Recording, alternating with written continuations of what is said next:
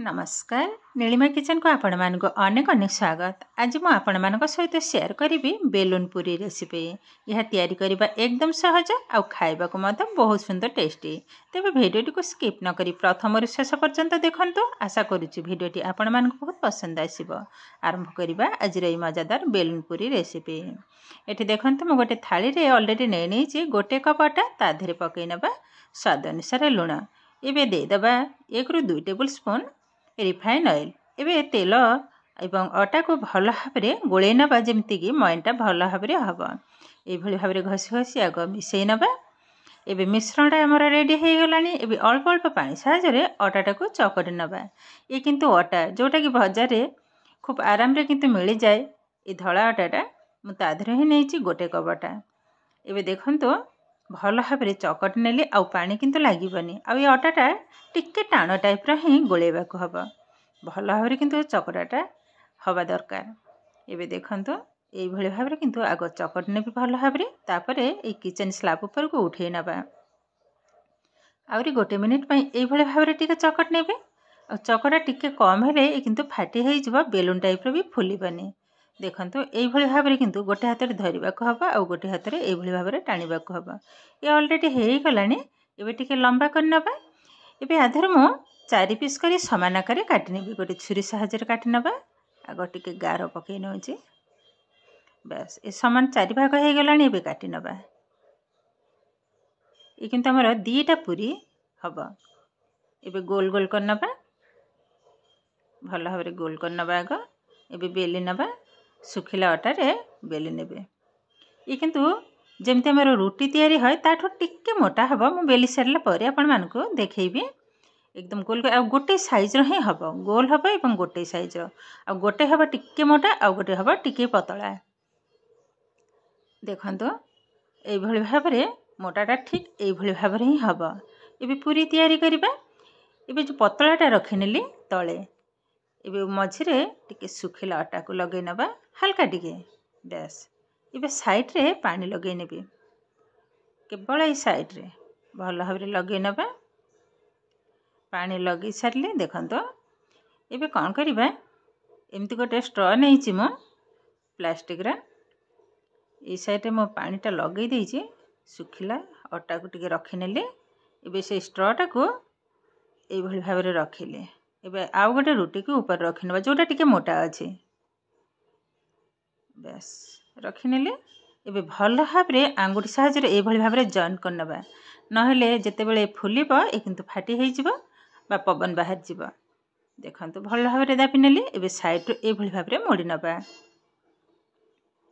Tight करी किंतु मोड़ीबा को हबो।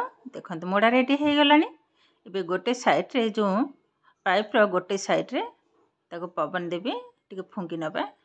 देखंतु केते सुंदर भाबरे फुलुची। ऊपरटा टिके मोटा हेले सुंदर फुलिबा।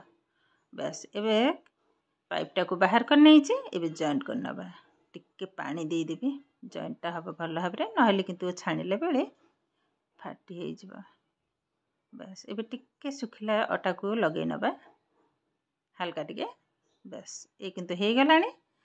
देखंतु उठे नउचे केते सुंदर भाव रे देखंतु ए बेलून पूरी किंतु एकदम रेडी हे गलानी। आ गैस रे किंतु ऑलरेडी तेल गरम होबा पे बसई नैची। केयरफुल टिके टिके बाजी गला माने कणा हे जिवो पवन सब बाहर जिवो। देखंतु केते सुंदर भाव रे एकदम बेलून टाइप रो। एबे छाणीबा। तेल किंतु ऑलरेडी गरम हे गलानी। एबे केयरफुल टिके पके नेबी। कड़े रे किंतु एकदम छोटो हे गलानी। आ टिके माने ए पूरी पई कड़े टिके किंतु बड़ दरकार। जेहेतु मो पाखरे ए साइज ही कड़े अछि आ आठुआ बड़ नाही। आ तेल भी देखंतु कम हे गलानी।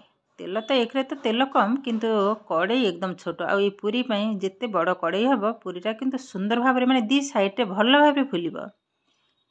देखंतु ऊपर को ए भली भाव रे टिके तेल को लगे नेला परे हल्का टिके उल्टै नेबी।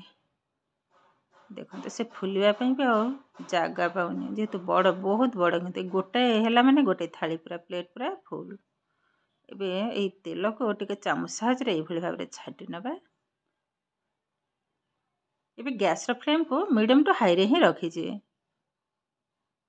देखंतु चारि कड़ा जाक तेलटा को ए भली भाव टिके छाटी नेबी। कौन करी कड़े तो छोट आ किसी भी करिबार नहीं। एबे उल्टे नबा आउ थरे केयरफुल बस उल्टे नेले ये पुणी तेल को ऊपर को टिके टिके छाटी नबा उल्टे नेबी ना आउ थे हेनी एकदम छोट हो गलानी कड़ईटा देखो केते सुंदर भाव किंतु फुली जे